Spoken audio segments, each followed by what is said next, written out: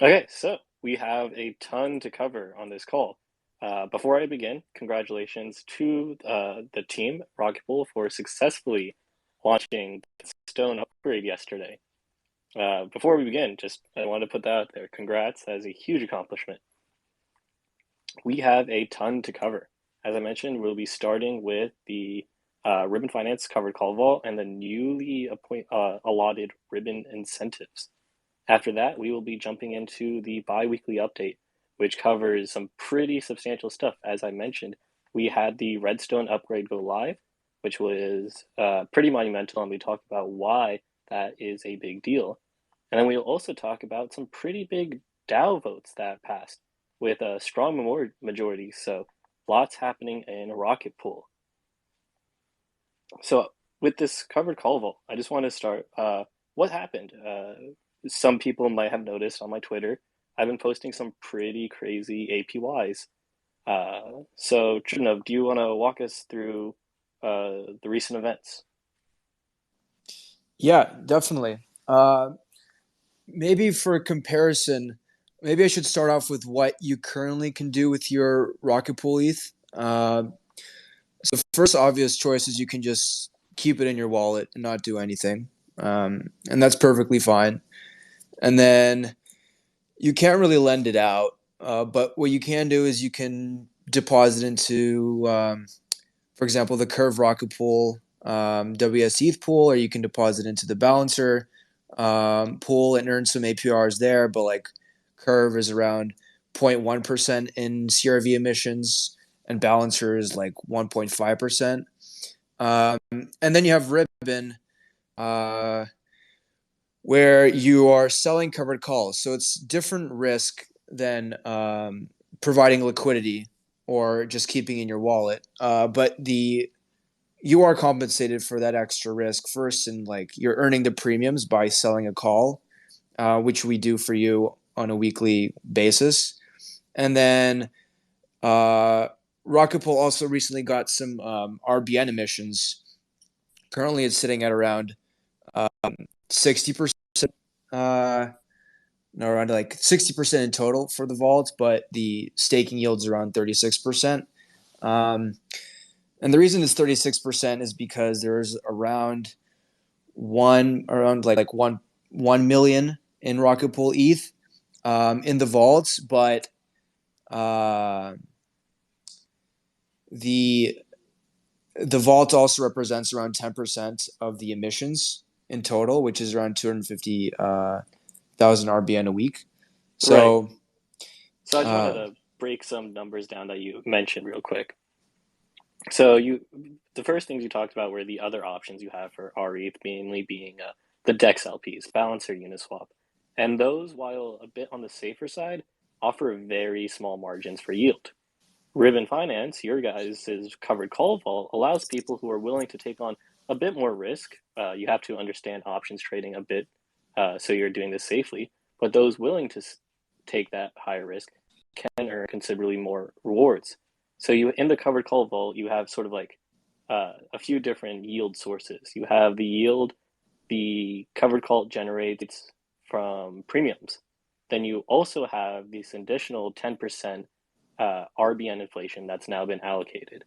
So this RBN inflation is kind of like doubling the APR for the same risk profile. Would you agree with that assessment? yeah, uh, yeah, definitely. And the staking yield, the reason it's high, it's not necessarily like a reflection of the vault being riskier. It's just this is Ribbon's way of bootstrapping this vault and giving away extra yield, but it's in no way like indicative of the fact that it's that magnitude level riskier than the all Right, other right. options. Yeah, it's in risk terms, it's probably pretty similar to the Steve vault, which has a substantially lower APR but much higher TVL. Yeah. So the ST vault is much more developed on our platform. It's got around like 20 million in USD terms worth of ST, and we're trying to um, do something similar with the Rocket Pool community. And yeah, right now is like pretty limited time yields. I don't imagine it's gonna be like this forever. Yeah, absolutely. Get in while the getting is good, for lack of other terms. So another interesting tidbit about this vault is that deposits will have to be made within a certain time period based on weekly contracts. Could you just describe that time frame for us? Yeah, definitely. So the way it works is when you deposit your ETH or Rocket Pool ETH to our contract, we wait until the upcoming Friday to sell the option to our network of market makers. So, say you deposit on Monday, you're only gonna earn the premiums on Friday of that week, uh, and then but you end up earning the premiums on a weekly cadence because these are weekly options. Um, Something pertinent to Redstone actually is we had a limit where you couldn't deposit ETH because we swapped to ETH to Rocket Pool ETH under the hood. But now with Redstone, since the 24-hour limit is no longer relevant, you can pretty much deposit your like within like 10 minutes of when we sell the call option, and uh, yeah, so that's now a possibility. Before it wasn't. That's awesome to hear. We will definitely be talking more about that time lock removal as part of Redstone later in the call.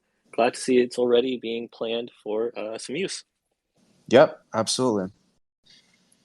So selling calls is a bit risky, but it's an amazing opportunity right now for people looking to get access.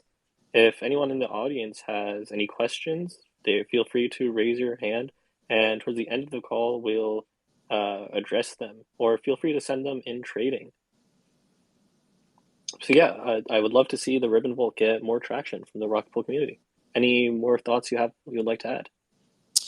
Uh, yeah, I would like to emphasize again, just to make sure people are aware of the risks. What a covered call means is you're saying a call option.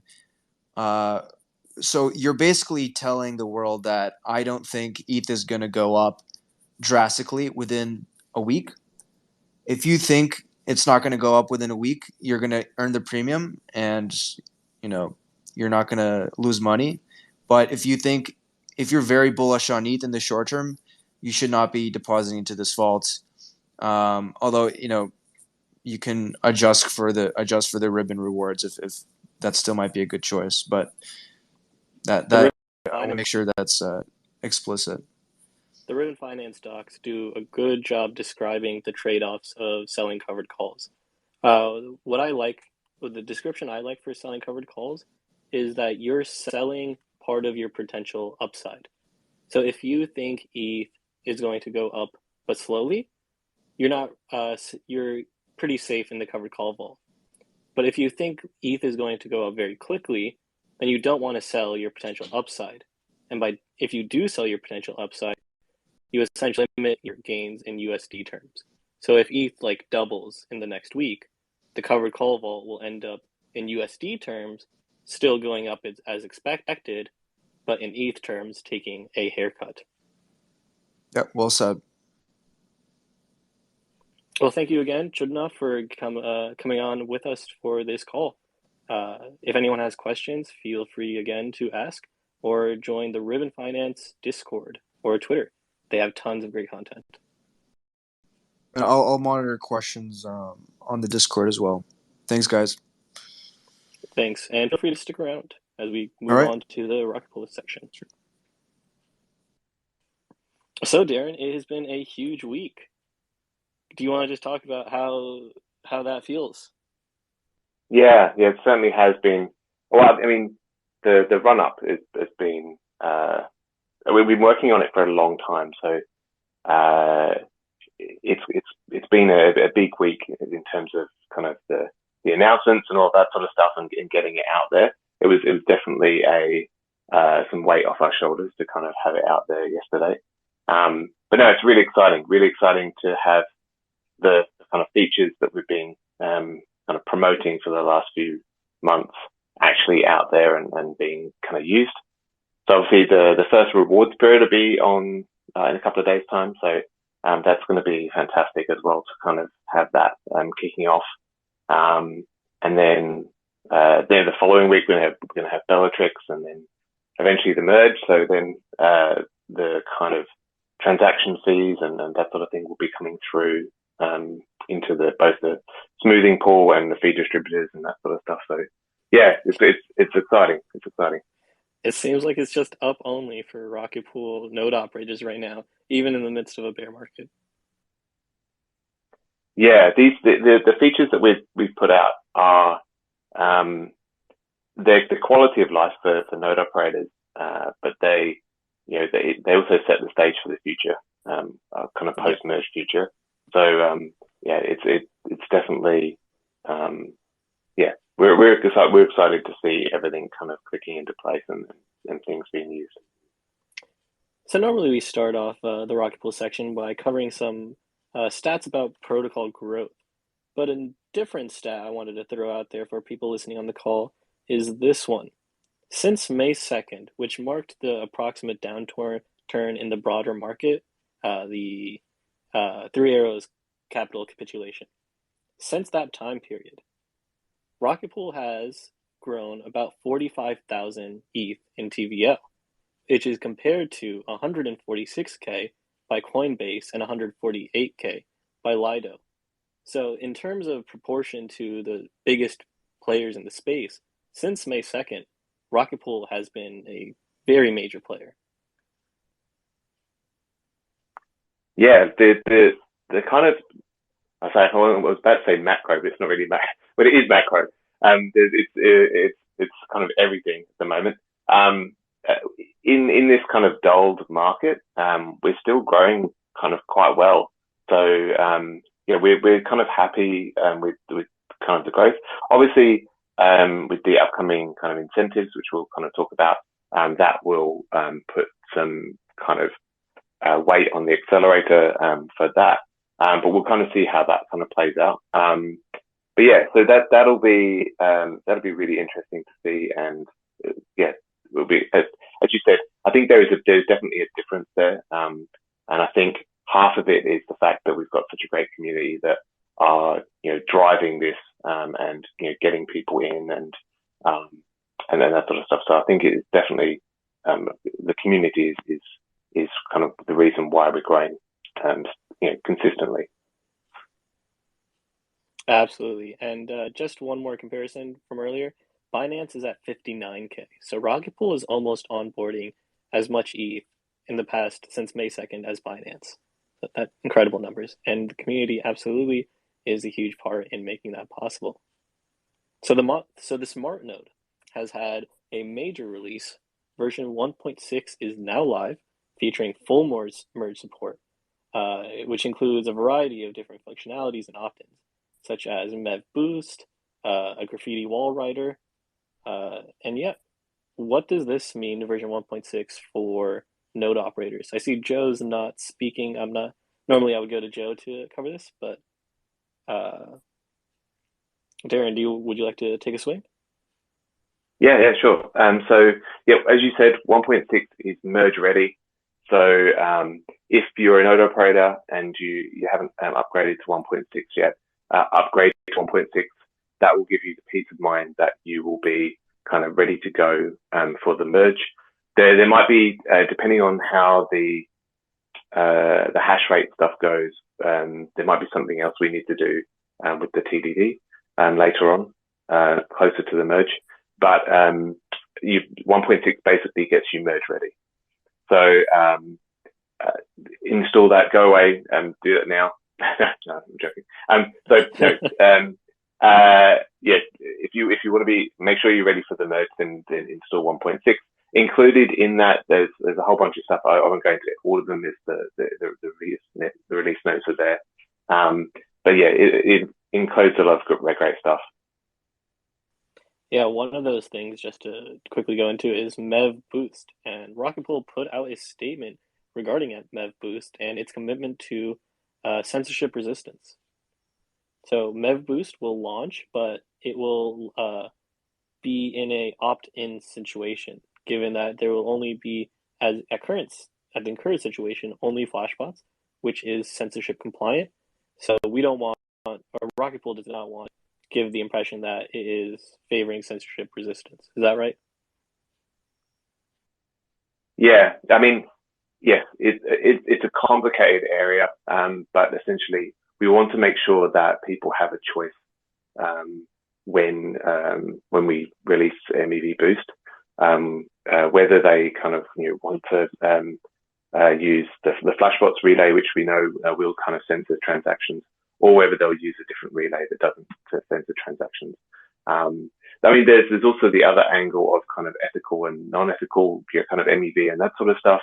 We want to try and what we will do is we'll integrate as many relays as we can. There is a certain thing with relays, because there's a certain amount of trust with the relay, and we have to kind of do a good amount of due diligence on who's running the relay. But the idea is to integrate as many relays as possible so that people have a choice on what they want to do, who they want to use. Using MEV Boost in the future will probably be mandatory, but as we said, we will have a variety of relayers to choose from by then, hopefully. So that's what we'll go for.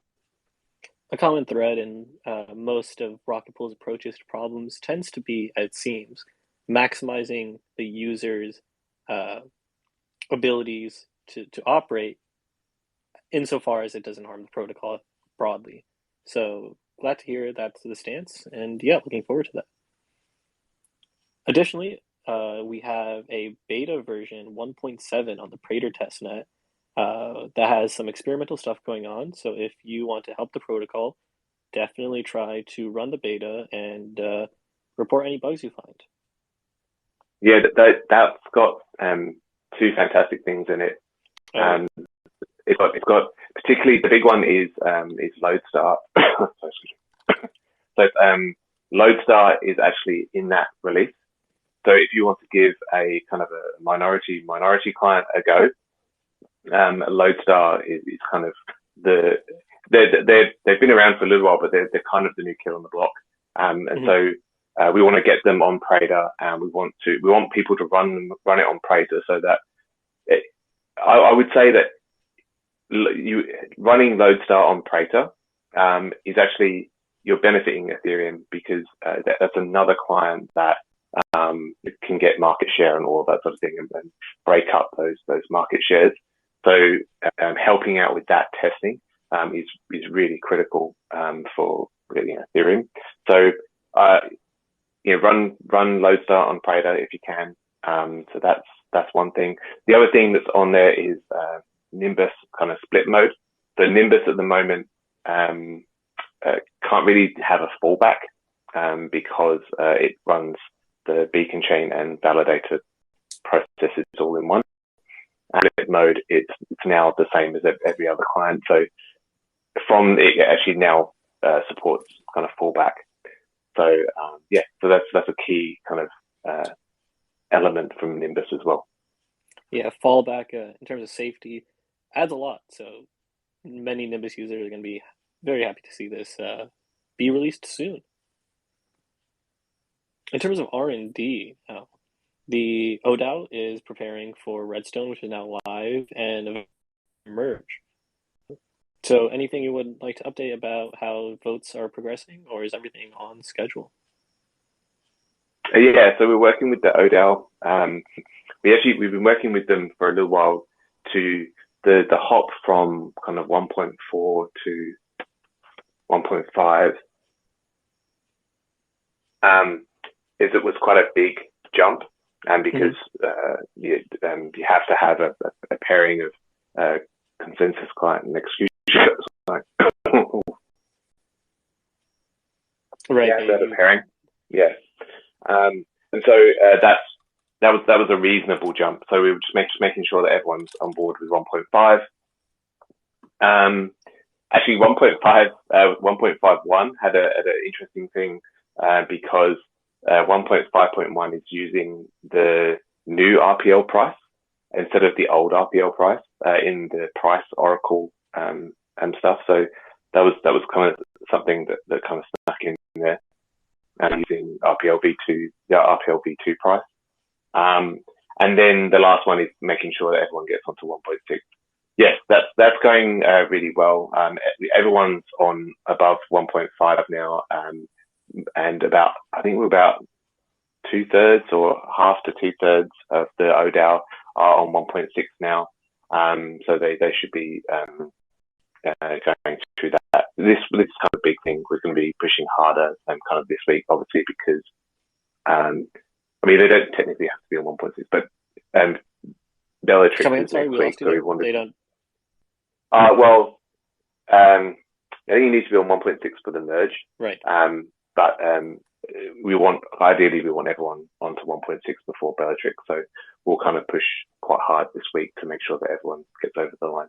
But they're doing really well. They're all kind of upgrading, and the 1.6 upgrade is much easier, so it should be a lot quicker.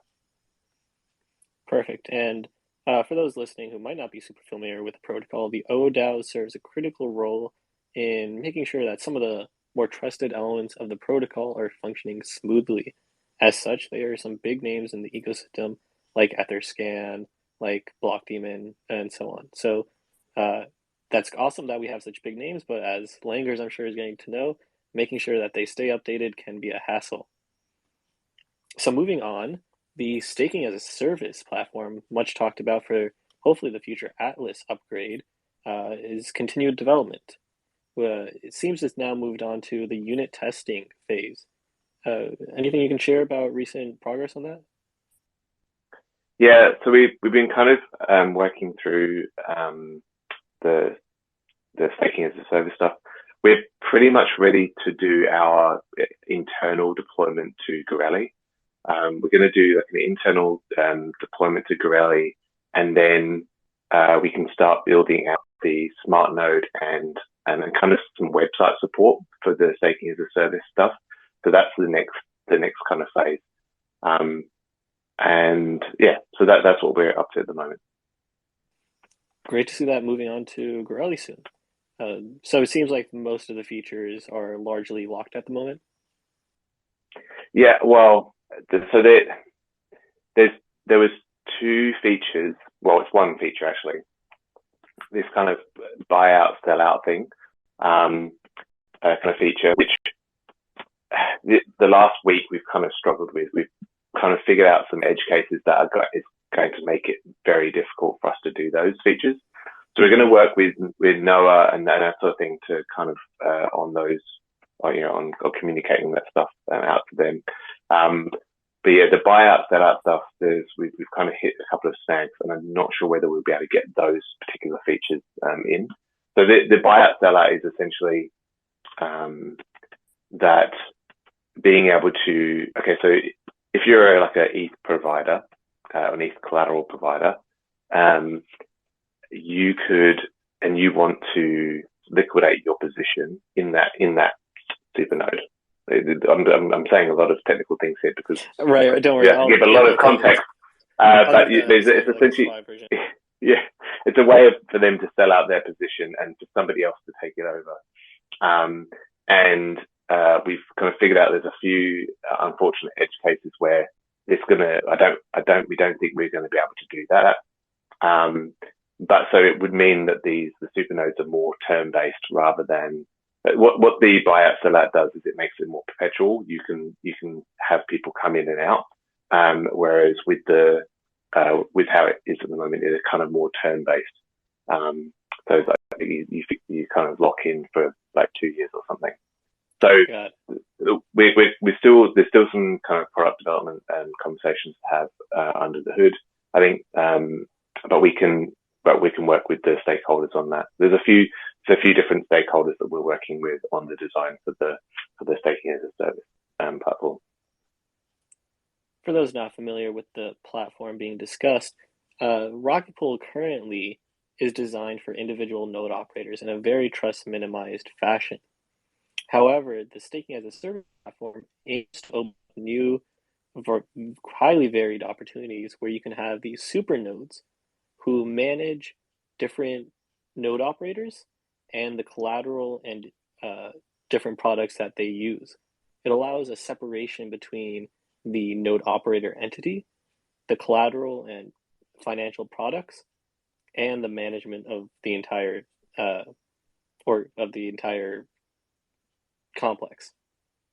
So this hopefully will reduce the barrier to entry for different players, as well as expand the different business opportunities possible with the protocol.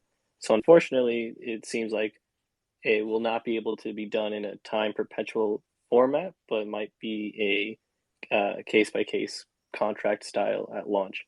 However, still very bullish for the future of the protocol. Is that right? Yeah, that's right. And we can add some of the perpetual stuff, I think, later on. We just need there's some changes to the protocol that we would need to do to kind of make some of that stuff possible. Oh, and I think we kind of need some of the Ethereum protocol stuff to change.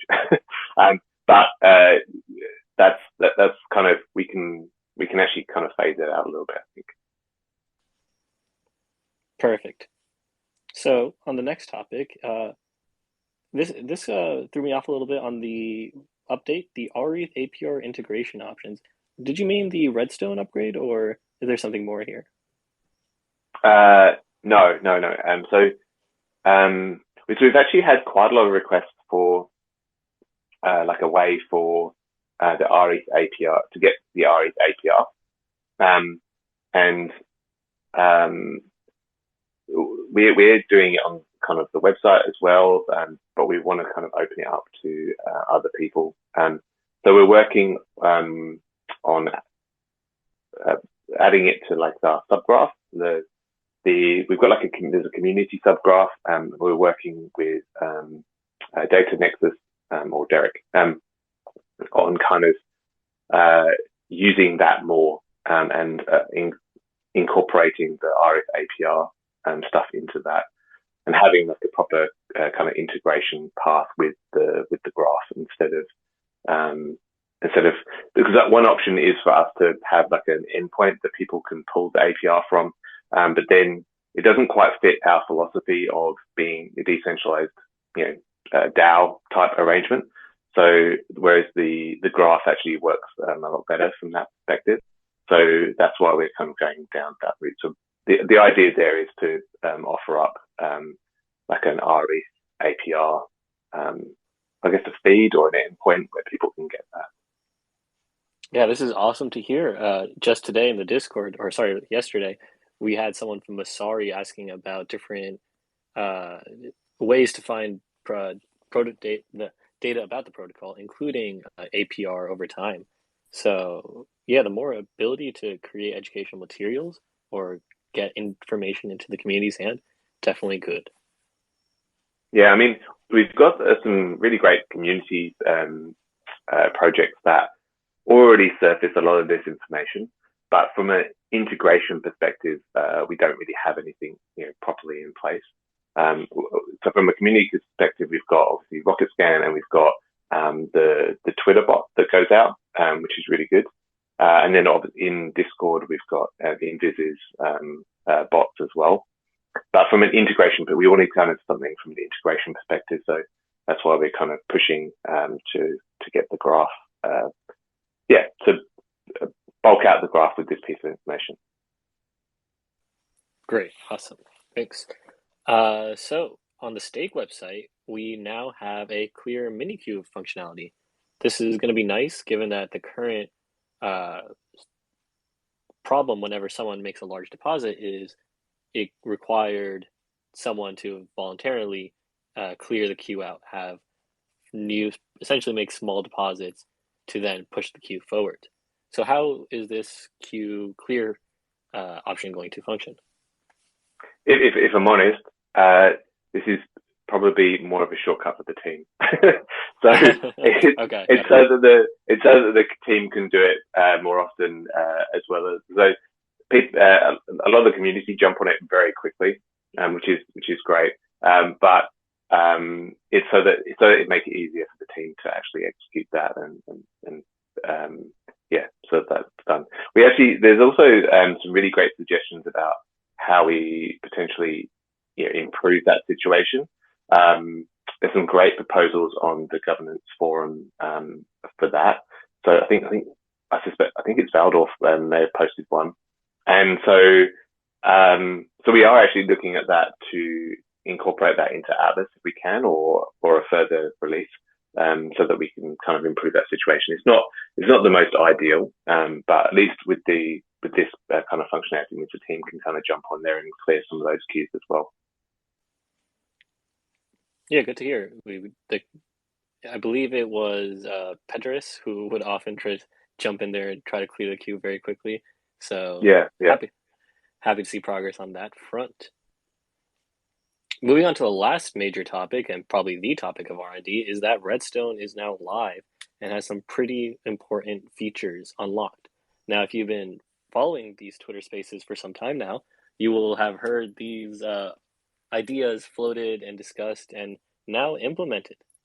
These include a new reward system, the upgrade to, the smoothing pool now live, and the rETH time lock being disabled.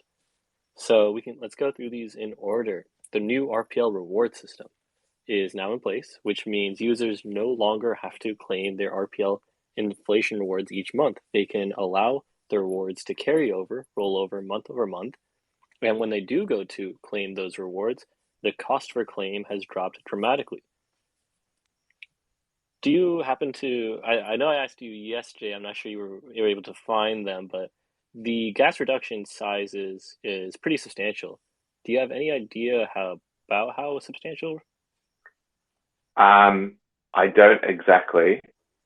I thought it was something like it was a 70% reduction. I remember it being very substantial, yeah. Yeah, it's like 75, or it could even be actually higher than that. But I think it was like something like a 75% reduction on the cost of claiming your rewards. So in other words, it was going to cost you 25% of the cost that it would have done. So that's a pretty big deal for us. I mean, what it also does is it makes with the old system, claiming depending on the gas price. If you have a lower kind of collateral amount, so if you've got kind of, obviously the minimum is 10%, but if you've got just over kind of 10% or 15%, say, claiming your RPL rewards, if gas is quite high, it's not actually worth it. And so you're kind of losing out on those RPL rewards because it was not cost effective. So it kind of means those lower kind of collateral levels, don't get as much RPL, or I think recently it's probably too bad because it's getting quite cheap, but still, we want to kind of support everybody, that whole kind of collateral range. So with this new system, that's totally doable. And so actually one of the biggest things about this is, so not only is each claim cheaper, but it now snapshots. So with the old system, you had to claim every 28 days. Whereas with the new system, you don't. Again, you can just sit there and you could not claim for a year or 2 years or whatever, and then do several claims. But the idea there is that, so not only is each claim cheaper, but it's also, you don't have to do it as often, and so it's even cheaper still. So you could claim every quarter, half a year, and everything will be fine. So yeah, that's kind of a fantastic thing. Two major points that follow from that, specifically the ability to carry over transactions or carry over claims, is that, one, the timeline to get from your initial point where you are essentially at a sunk cost back to being profitable is greatly reduced. And then second, depending on the jurisdiction in which you live in, that is is much more tax efficient, right? Instead of having a monthly income event that can't be avoided, you now have this timeable income event. Yeah, in actual fact, there's also the other feature which I keep missing, is that there's also the restake feature. So this is important because, so let's say, for example, you earn a certain amount of RPL in your you earn a certain amount of RPL in the inflation period. Now you may just want to keep that and essentially compounding your kind of incentives.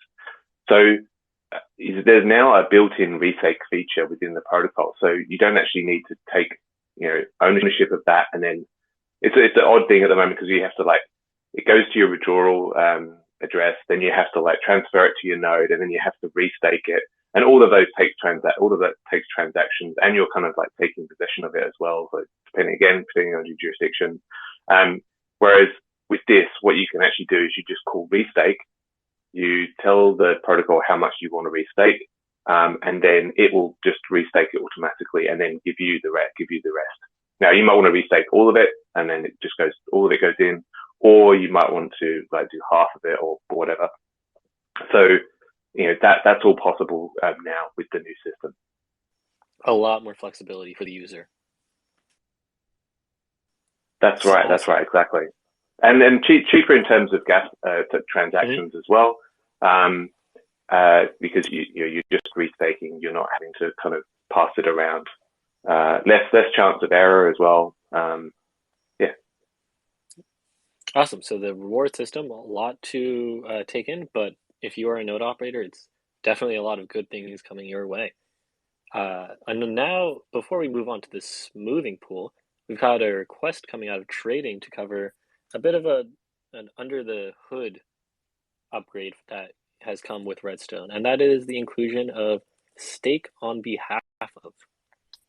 This is a bit of a quirky upgrade, but it allows users to stake RPL on behalf of node operators that are not them.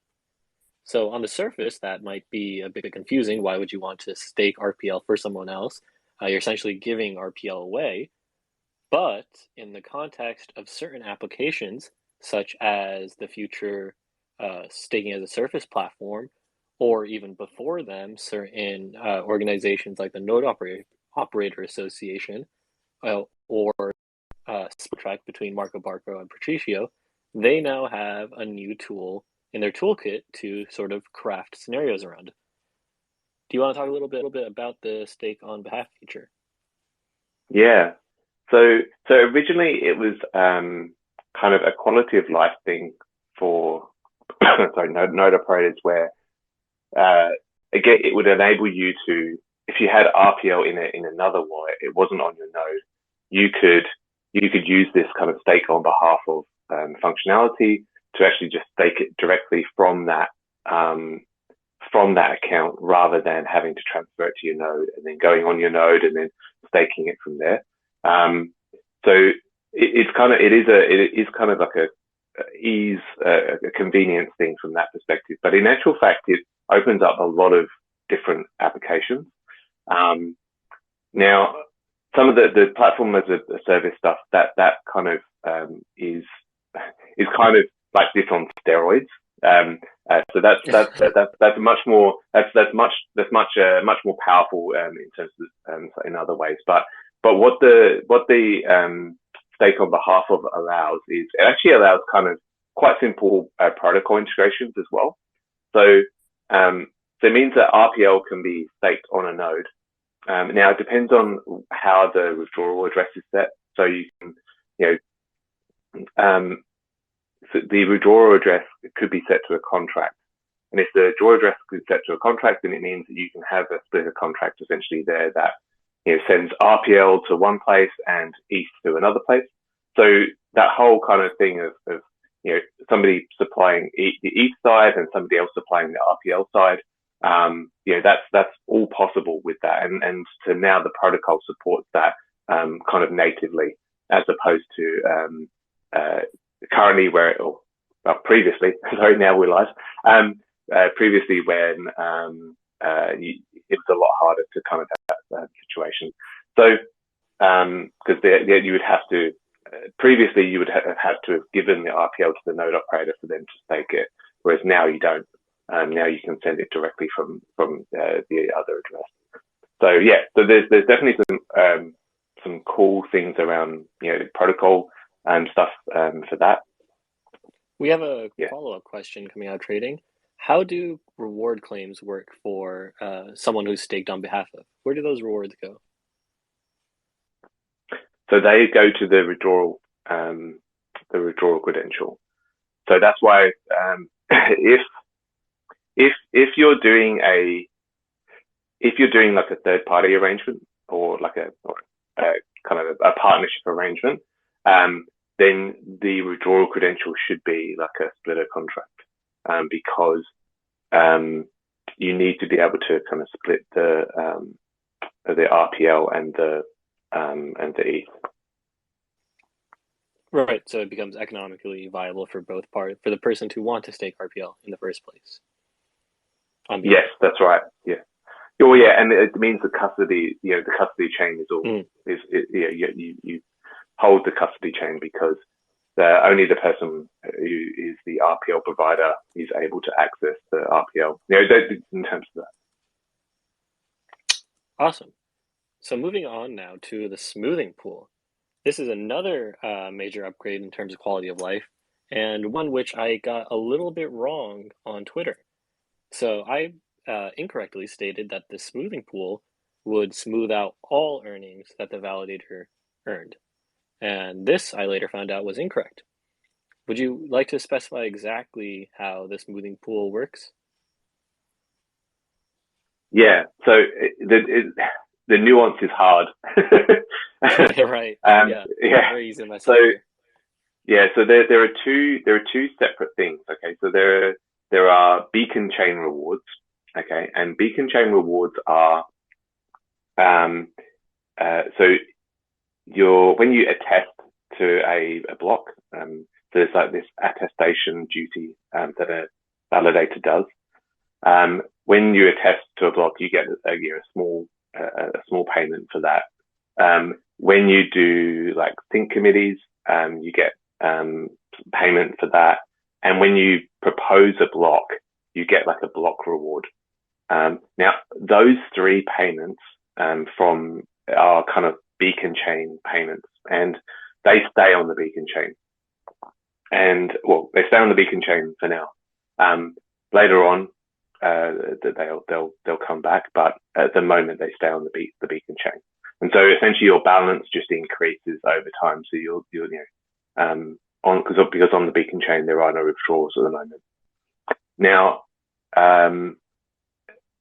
priority fees, which is essentially the transaction. So when an Ethereum user pays a transaction fee, there's a base fee and then there's a priority fee. There's kind of two components to that transaction fee. The base fee is actually burnt, and that's part of EIP 1559. So that's burnt, so taken out of supply. But the priority fee it still remains, and that goes to the validator, or it will do post merge. I'm talking in a post merge world. So the priority fees will go to the validator, and those priority fees are kind of available now. So you essentially get those in real time. So as soon as you propose a block that has transactions in it, you will get all of those priority fees, and you will get that now.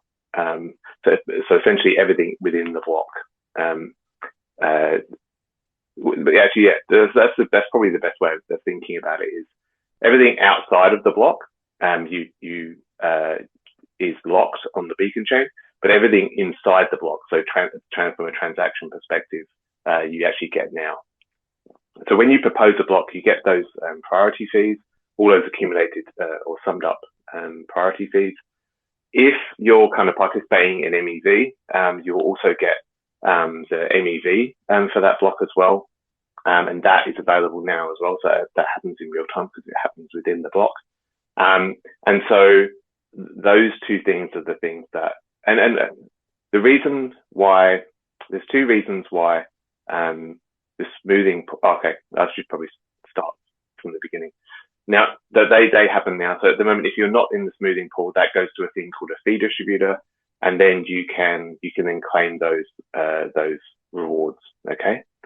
Now, with the smoothing pool, the reason why the smoothing pool is fantastic is, so first of all, your chances of getting a block proposal or producing a block for the Ethereum blockchain is not random, but it's certainly a normal distribution. So it's you could have 3 proposals a year, or you could have 20 proposals a year, and kind of you could be either very unlucky or lucky depending on where you sit within that distribution. Now, what this and not only that, but also obviously the transactions that are in that block that you propose are also a bit random, in the sense that you could have a block that is a bit anemic in terms of transaction fees and MEV, or you could have one that's an absolute stonker and comes in and is you've got like 2 liquidations in there or something, and 3 arrows capital. You've basically hit the jackpot, right? Yeah. So, but the chances of you getting one of those lottery blocks are very slim. So you kind of bounce around here. So what the smoothing pool does is it means that everyone clubs together, and everyone kind of goes, right, we're all going to club together, and we're going to kind of share the kind of the priority fees and the MEV. But what happens is it means that you're more lucky as a group, because one of you will get one of these lottery blocks and kind of share it between everyone else, and it means that you kind of even out that income. Instead of the chance of you being unlucky or lucky, you get a constant kind of good income instead. Right. The name is pretty fitting. I mean, the MEV plus priority fees, because of this, as you describe, a small chance of getting the proposal in the first place, plus an additional small chance of it being a large or a lucky block, means that it's significantly tail heavy. So smoothing it out due to the sheer number of other node operators is very efficient. And just put some numbers on that, I believe we are at 20% of all node operators now within the smoothing pool, which additionally means that there are over 1,000 validators or mini pools. I'm not sure which of the two. Same thing, kind of live in the smoothing pool. So that's pretty impressive. Yeah, and I definitely recommend asking around the Discord for Ken's on the call anyway, but for Ken's research on kind of the smoothing pool economics, because so originally we thought, this is going to be good for kind of smaller operators, because their chances of getting those blocks are less. But the actual fact, it actually works out for bigger players as well. So I definitely recommend kind of reading through Ken's research and having a look at that. Yeah, he has published a very thorough paper, so it's a great read. Definitely recommend it. The last upgrade as part of Redstone is that the rETH time lock is now gone. This was brought up earlier in this call because the Ruin Finance vault ran into the problem where when users deposited ETH into the vault, they, under the hood, turned around and minted rETH. Unbeknownst to them, apparently, was that this time lock would make it so that users could not withdraw ETH from the pool. Normally, prior to the contracts being sold at the end of the week, users are able to freely deposit or withdraw. So users ended up trapped in the pool prior to the contracts being sold. This, of course, is not good UI. And now that this time lock is gone, Ribbon Finance is able to allow rETH and ETH deposits both in full without having users get trapped. Yeah, so the rETH delay originally was, so it's actually to kind of prevent a particular type of security exploit, which is kind of it's like an Oracle attack. So when the ODAL updates the price of rETH, and there's some kind of stuff that you can do around that to gain some value, to extract some value from it. And so the 24-hour delay was to stop that. really, it didn't necessarily have to be 24 hours, but that was kind of the largest kind of timeline. And we were being quite conservative at that point.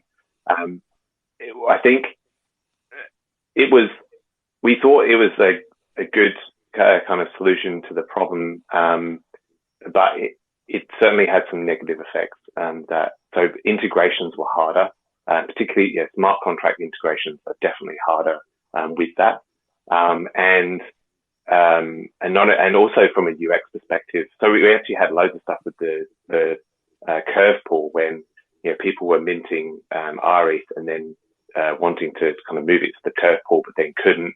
And just the way that the blockchain works, there's no way that we can interject ourselves within that user experience to say we put warnings on the when you stake to say it's going to you're going to take 24 hours. But people don't often read those, so it's really difficult for us to kind of like when they try to move it, then it just won't move.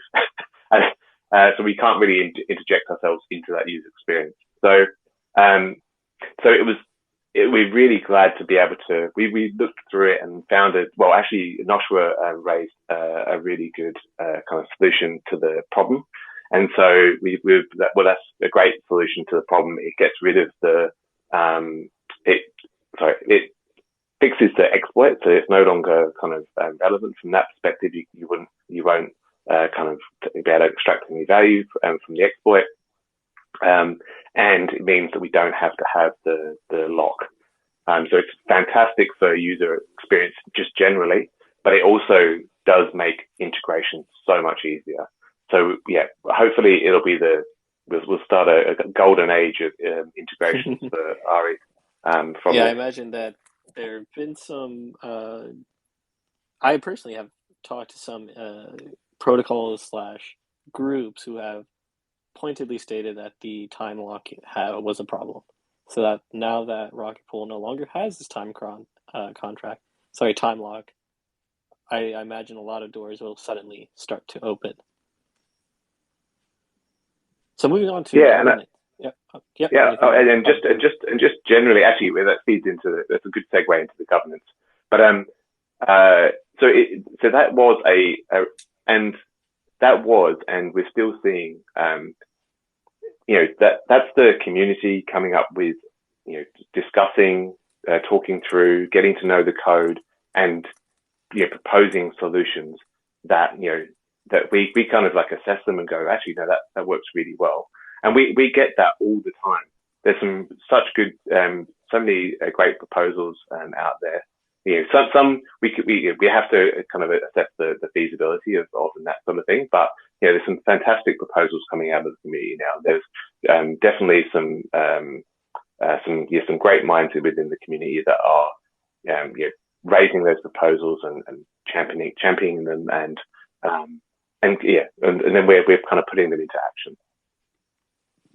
Yeah, it's absolutely wonderful to see the progress or the transition between an idea floated in the community to them being formalized on the Discord or on the forum to then being implemented is a great process now that it's finally coming to true fruition, which does indeed transition us into governance. But just very quickly, we had another question about the smoothing pool from Toucan Spam asking how does the smoothing pool share rewards with rETH holders?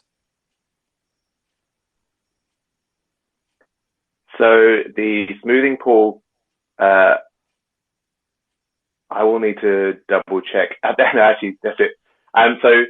What it actually does is, so the smoothing pool itself doesn't, I believe. Joe will probably correct me or Kane, but what actually happens is when the ODAO are creating so the smoothing pool is actually kind of built into the RPL rewards or garlic bread into the RPL reward system. So it's a similar process.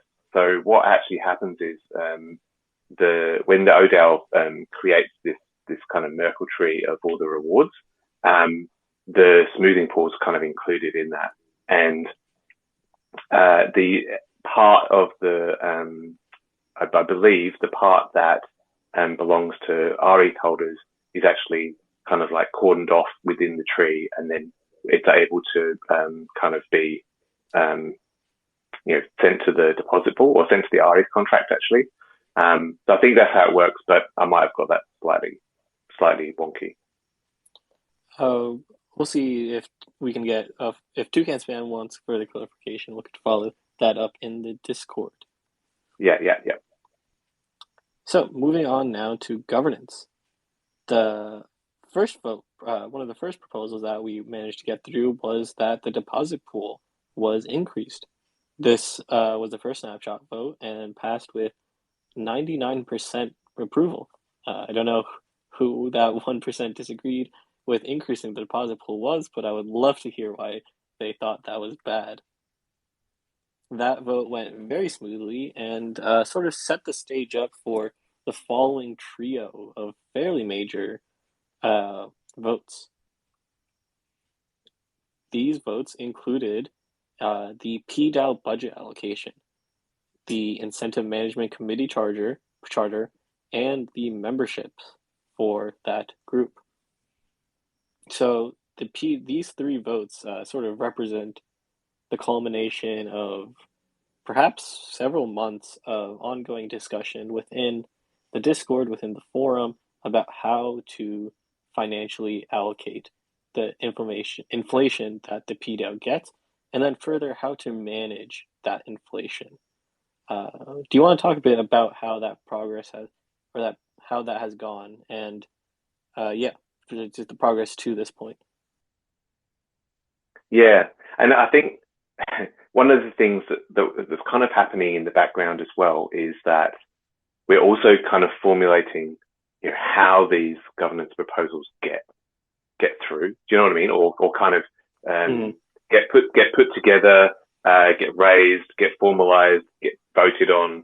So we're kind of doing that in parallel as well. So and the community are definitely driving that in terms of formalizing, what that process should be. So specifically on those three, they come. It's like the community waits for so long for some governance proposals, and then suddenly three come along at once. But yeah, so the governance, the budget one is really important. So the budget one, one of the things that we were quite keen on is that if we're going to spend money out of the treasury, then we need to have kind of essentially a budget category for it. And so, those budget categories are in there. At the moment, there's basically three budget categories. There's kind of incentives, grants and bounties, and reserve treasury. And you can kind of have a look at it, but I think it was 50% on incentives, 30 on grants and bounties, and 20 on reserve. Yep. So that's kind of like the first one. That's really good because that sets that structure, that foundation. The next one is on kind of the charter for the charter for the incentive management committee. I think it also introduces management committees in general. I thought, or maybe that was the previous one. Anyway, no, that is as part of 10. It gives a structure for how the management committee or whatever the management type is supposed to be, and then different accountability things. Yeah. And that's really good. I think from a structural perspective, each of our budget areas will have these kind of management committees that will kind of oversee the kind of distribution of funds from that. So the incentive management committee has a charter as well. So what do they aim to achieve? And then the final vote was on the membership. And so there's the list of names there, which I think you can probably read out because I don't have it on my screen. But yeah, that's all kind of in place. Obviously, now that those votes have succeeded, we can start putting that into place. It will kind of work from the next inflation period, which is going to be this week on the 1st of September. So from then, that's when this will kind of start kicking in. In terms of our progress, so we've created like a multi-sig. So each of these management committees are essentially a multi-sig. So we've created the multi-sig, and I'm working with the members to get them into the multi-sig. And then once that's all kind of set up, and also I'll let you talk about like the strategy. But the IMC have created a strategy for how incentives will be distributed. So now we've got those kind of pieces together. On the 1st of September, when we have the inflation kind of minted, then we can start kind of distributing the funds to the multi-sig and then enacting or executing that strategy. In addition, in terms of accountability, the overall PDAO has a treasurer, which I will be filling in for the intern. And it's fairly simple, but just describing where the inflation goes, which committees it ends up in. And then each individual committee will have its own treasurer, which reports specifically, depending on the charter, information about the progress of that committee. Waldorf, I believe, is still being voted on, but seems very likely to pass for the treasurer of the IMC. So the IMC is going to likely herald a new age for Rocket Pool, as Rocket Pool is already being heralded into a new age of integrations potentially. So the IMC was going to, for the first time ever, begin using RPL inflation to drive liquidity. This is a somewhat tenuous idea philosophically, and so a lot of thought has been put into how big these incentives are going to be, and a lot of feedback thought has been put into deciding where these incentives will go. As somewhat a consequence of this being talked about in the community for such a long period of time, by the time that this vote happened, a good number of the members already had a fairly decent idea of how to tackle the problem of Rocket Pool liquidity. And so, broadly speaking, the committee is looking at incentivizing liquidity on Balancer through bribes on the Aura platform.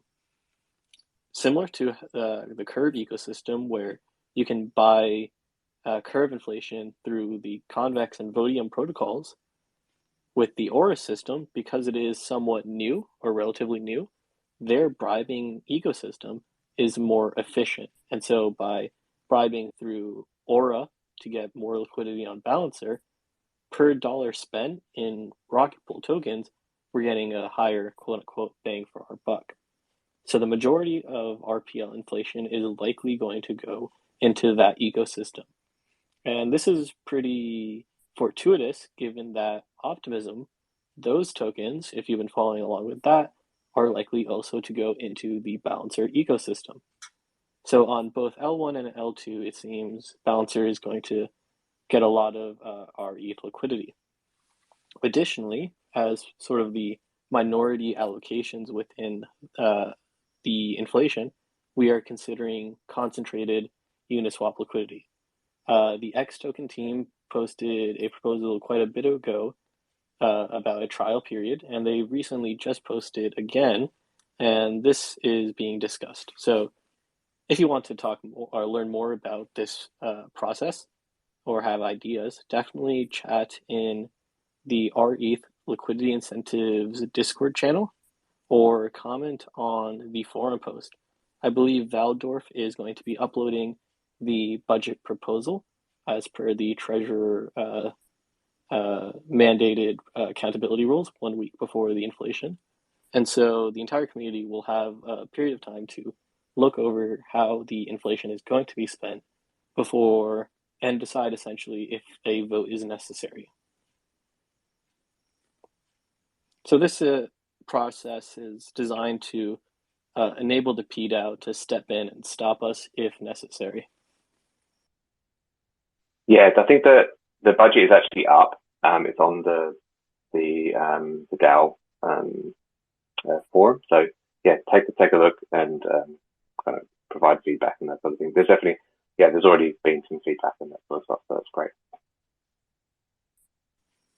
Yeah, so we can probably expect a large amount of hopefully inbound growth based on these items. Another topic on the forum that unfortunately didn't see quite the same level of positive feedback was that Index Co-op wanted to create an index token that combined rETH, stETH, cETH, and some other sort of liquid staked derivatives in one token. Initially, this was a pretty interesting concept, given you have this one basket of liquidity tokens that is somewhat separates your risk out. But in reality, what ends up happening is you're just having one token that's now exposed to multiple different avenues of contagion effect, as well as the idea of the liquidity incentives being separated by platform doesn't end up being proportionally beneficial to any one party. So a good amount of discussion was had about that proposal. I'm not sure if you want to add anything, but it was unfortunate to see that it wasn't quite as compelling. Quite as compelling as it first may have seemed. Moving on to I think that it's really good that the community go through and publicly discourse. They public discourse about these proposals. Refresh this out. That is all part of kind of our governance journey, and it's really good to see. It's good to see like engagement around these things. Absolutely.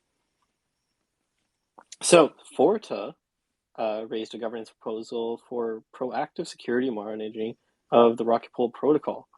I'm actually pretty out of the loop with this one. It's actually been deleted, actually, or the link on the byte date is wrong. I'm not sure which of the two. Anything you want to talk about Forta? Yeah, so I'll make sure that kind of gets back on there. So Forta actually, so quite a few big projects use Forta. It's essentially a way for you to kind of have this kind of monitoring that goes on within the protocol, so that you get this. It's another kind of like integrated, but for monitoring different aspects of the protocol. So check it out. Forta network is kind of the thing, so there's a lot of big projects kind of use it. So I'm guessing this is distinct from an assurance, Nexus Mutual, or Gauntlet. This is more so data analytics security. One of threats and anomalies, and to make sure that they are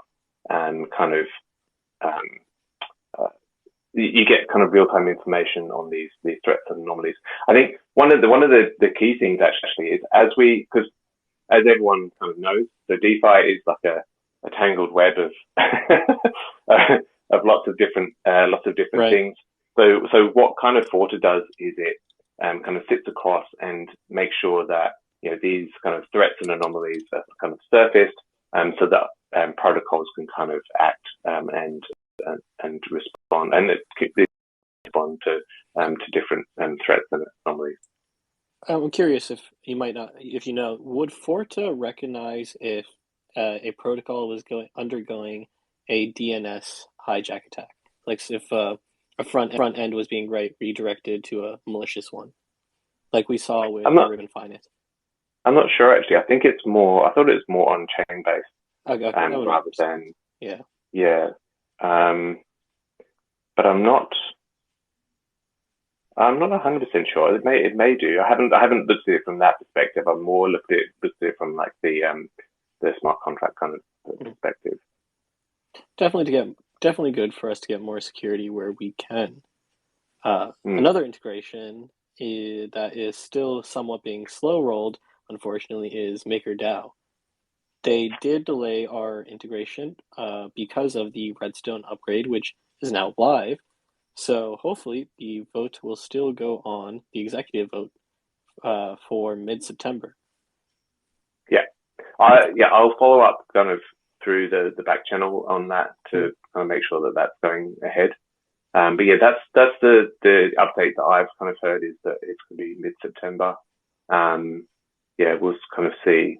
We'll kind of push again on that to make sure that that's kind of happening. But I believe that's the last thing I heard. If we do get this vote in mid-September and the vault goes live towards uh, somewhere around that time period, it'll be just in time for us to maximize the impact with the rETH liquidity incentives. So exciting stuff. Yeah. Maybe we can work on them and raise the ceiling by That's what I was then. thinking. The Yeah. debt ceiling, we might be able to justify a higher debt ceiling given that the incentives would Yeah. come in, and that'll be after the merge. So potentially, the incentives. This is my bull thesis that I haven't quite expressed is that the Yeah. liquidity incentives might just not end up mattering if the bull market if the merge does the burgy things that it could do. Mm. So Yeah. No, so it would be interesting. right. In best case scenario, these incentives could bring us in the tens of thousands to hundreds of thousands of ETH. But if we want to get into the next level, the merge itself, we'll get into that. But anyway, enough bullish talk. The Discord. Moving on to media and market stuff. The Discord, if you are a regular, might look different recently. It has undergone a refresh, which has eliminated some channels for sake of simplicity. It used to be quite a lot of stuff to get through, and yeah, so Nick has done a great job of reorganizing things, and also with the banner and other icons, just making the Discord a more lively place.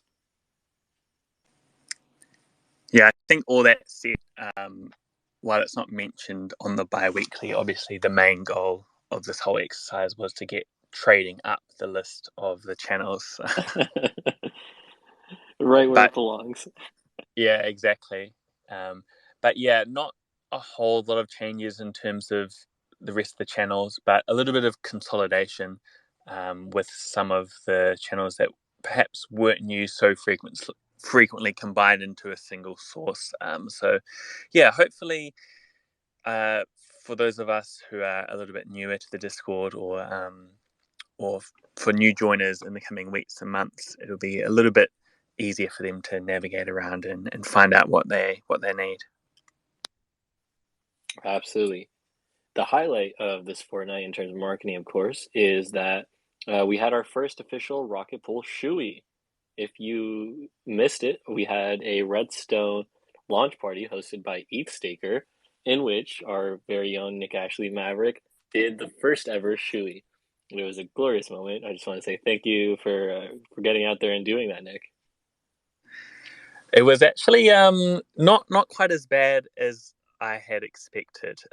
It was my first time, I have to say, and I've gotten some good feedback since then on how to turn the shoe itself into an NFT, or I think perhaps maybe it belongs in a museum one day when when the significance of what happened with Redstone is more perhaps better appreciated by a larger number of people. So, Right. but yeah, it was a great call.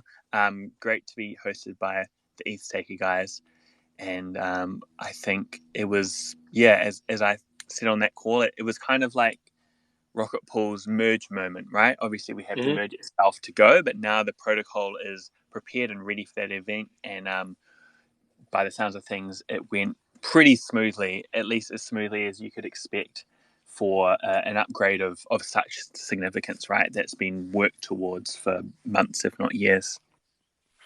Huge shout out, as you mentioned, to the ETHstaker team for their help hosting that call. A big shout out specifically to Superfizz. And also, there is a POAP from that call. However, there have been some technical difficulties. So, if you did the POAP checkout and you do not have a POAP yet, give it some time. The people are working on it. And if you still don't have it in, say, a week or two from now, then you might want to check back in. Another headline from this past fortnight is that I am now, as I mentioned earlier in the call, officially a paid contributor as community advocate. And the most important, Yay! thank you. Of course, the most important part of that being that I now have my new fancy light yellow gold color in Discord. So thank you very much. happy to be serving and looking forward to it. Yeah, welcome. Yeah, it's good. I'll go, Nick. I was going to say, I feel like it's kind of a formalizing an informal arrangement that had kind of existed for a while. Any kind of regular listeners to these update series will no doubt be familiar with Jasper doing a great job of hosting and, of course, being all over Twitter helping to spread the good news about Rocket Pool. So it's great to have that contribution formalized after so much time spent towards promoting Rocket Pool. As Joe gets his promotion to senior engineer, we now get a junior community advocate. So in other news, Rabbit Hole has released a quest. Rabbit Hole is a platform that aims to increase DeFi literacy, essentially, or crypto literacy, by creating quests that guide people through different protocols and different parts of the blockchain. So in their ETH staking quest, I believe it was, I'm not sure exactly what the quest itself was, they had users submit ETH into the deposit pool. And so if you go into the events channel of the Discord, you can see tons and tons of these 0.1 ETH deposits, which really do add up over time. We've seen hundreds, if not thousands, of these deposits, which have moved plenty of mini pools live. We also saw Langers on a Twitter space with the Rabbit Hole folks. How was that? Yeah, that was good. That was quite fun, actually. So, they've got obviously quite a big community of people who are doing these quests, and yeah, they've been doing it for a little while now, and they've kind of chosen Rocket Pool as one of their quests, which is fantastic.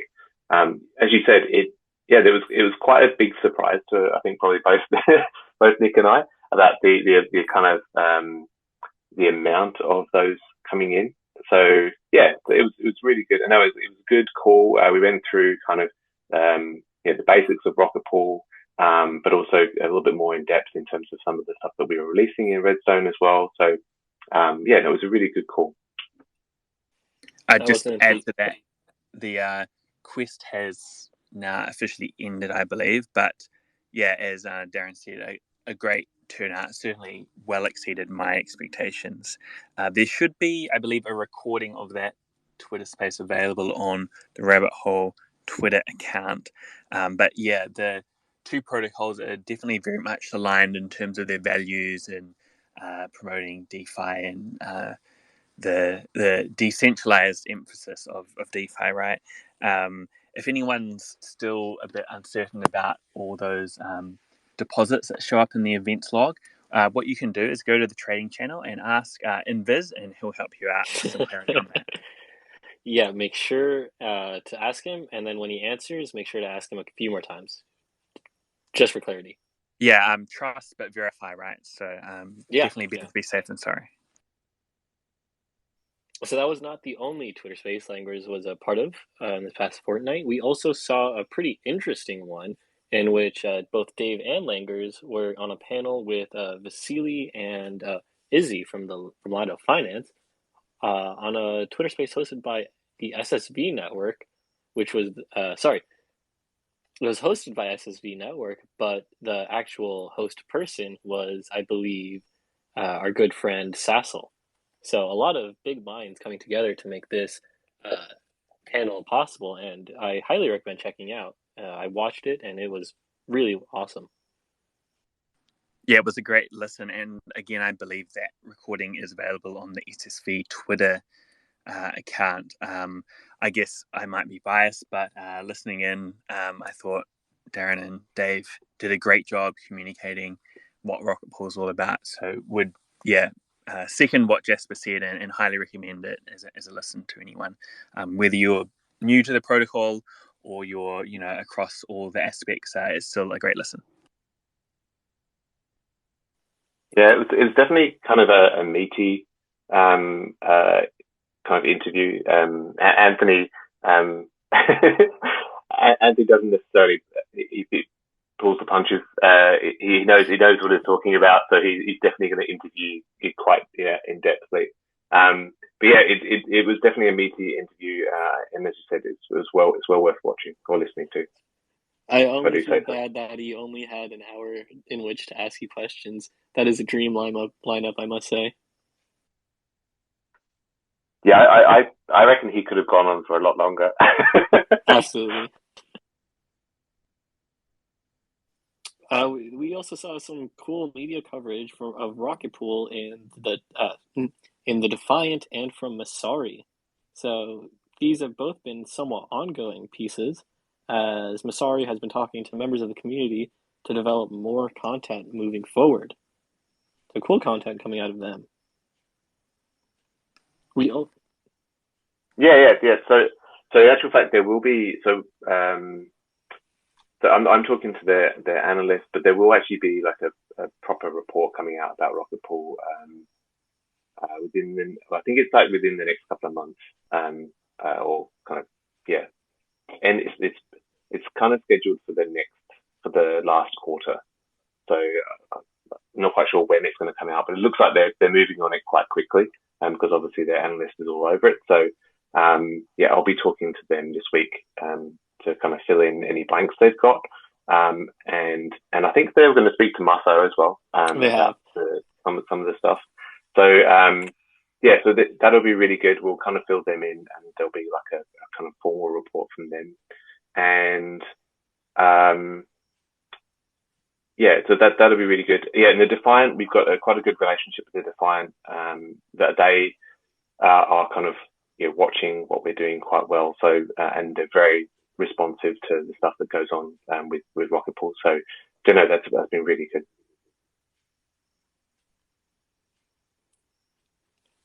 We also had the Bankless Bullcast test run go on in the Discord. So that was very interesting, where the community got to listen in as I believe Evan is his name, hosted a mock Bankless episode with Marsu and Ken. Of course, Marsus and Ken will be going live on Bankless, I believe, in 1 week or 2 weeks. So that's definitely a episode to look forward to. Yeah, it was great to hear Marstau and Ken talk about Rocket Pool. You can obviously tell they are very knowledgeable and have a lot of passion for the protocol.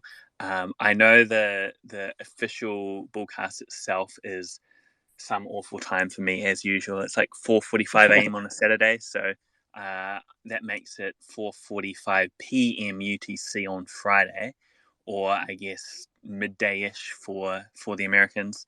But yeah, that took the place of our community call last week, and it was recorded, but because it was more of an internal-facing endeavor, we haven't posted it up on YouTube. But if anyone is interested, there is a audio recording and some written transcripts as well, which are available in the Discord. As Ken says in trading, T-4 days. Exciting stuff. Last but not least, Whack Attack has launched a very lovely YouTube channel called Rocket Fuel. I've watched literally every single episode of this so far, and thumbs up every video, and highly recommend you do the same thing, because we love to support our community members providing such great educational material. I've seen a ton of people already thanking Whack Attack for being able to catch up on the absolute morass that is trading if you leave it for more than a couple of hours. So Whack is doing the Lord's work, really, and making it so that you do not have to read through all of trading to stay up to date with Rocket Pool. So once more, thank you, Whack Attack. Yeah, definitely a few things to note here. First of all, please help him out and subscribe if you haven't already. I know that's probably something you're sick of hearing from YouTuber types, but there is a rationale behind it. I'm not quite sure if he's reached 100 subs yet, but that is a requirement for a custom URL. So yeah, to help him get to that, YouTube/C/rocket fuel. We would need to hit that sub target.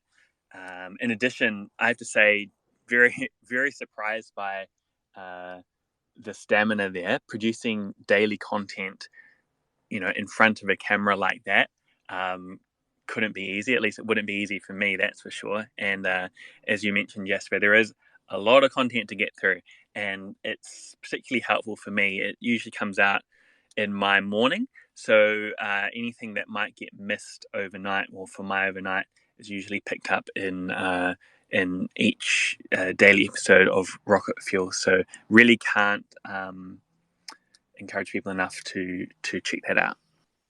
Rocket Fuel is currently at 136 subscribers. Oh, there we go. Yeah. But subscribe Very anyway. impressive. Yeah, definitely subscribe and click the bell. Yeah, that's the one.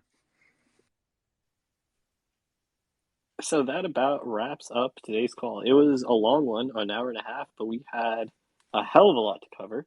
We started off the call with a guest joining us from Ribbon Finance to talk about their new RBN incentives towards the rETH covered call vault. They would love to see the rETH vault come to the same stature as the stETH vault, and so they are willing to put these incentives toward the pool essentially pro bono. So definitely learn more about options if you are willing to seek that reward. Then we moved on to our fortnightly biweekly update, which included a ton of stuff, starting with version 1.6 being live, including full merge support, which subsets into MEV boost, graffiti support, etc. We also now have the beta 1.7 live on Praetor's testnet, including Lodestar support and Nimbus split mode. Moving on to research and development, we talked about some hiccups or some problems in the staking as a service design that are being dealt with. We also talked about how the rETH APR is getting integration options that people can see what the actual live rETH APR is easier. The website now has a clear mini pool queue functionality, so a team can keep the queue moving quickly. And then most importantly, Redstone is now live, featuring the new reward system termed Garlic Bread, the smoothing pool, rETH time lock removed, and the low-key one, the ability to stake on behalf of other nodes, stake your RPL. We then moved on to governance, where we talked about a series of major votes passing, including increasing the deposit pool to 5k ETH, the instantiation of a PDAO budget, the instantiation of the Incentive Management Committee, and the membership for said committee. This will certainly unlock a huge new era for Rocket Pool as we start liquidity incentives. Definitely catch the budget that's been proposed for the committee on the forum. In terms of integrations, we saw Forda post about their potential security monitoring, and we had an update with MakerDAO in that we are still waiting for a September vote. Media and marketing has been pretty intense. We had the Discord be reshuffled and updated. I fortunately joined in the official capacity as community advocate. We had the ETH Staker stream yesterday for the Redstone deployment, which saw our lovely Nick Astley Maverick do the first ever Rocket Pool Shui, a moment that will live on forever in our hearts. Langers himself has been busy with a series of different Twitter spaces with different groups that you can check out, including Rabbit Hole, SSV, and more. We also then talked about the Defiant Emissary, the coverage they're putting out, as well as the upcoming Bankless Bullcast. Finally, we shouted out our beloved Whack Whack Attack and go subscribe to Rocket Fuel. That has been this Twitter space. We'll be back at you every Tuesday with one of these, either hosted by myself or by Kent. Thank you, everybody, for listening, and cheers. Thanks, everyone, and thanks, Jasper. And if you're listening, it's probably not so relevant for you, but a recording will be available on YouTube, and that should be up within, I guess, 4 or so hours of now. Thanks, everybody.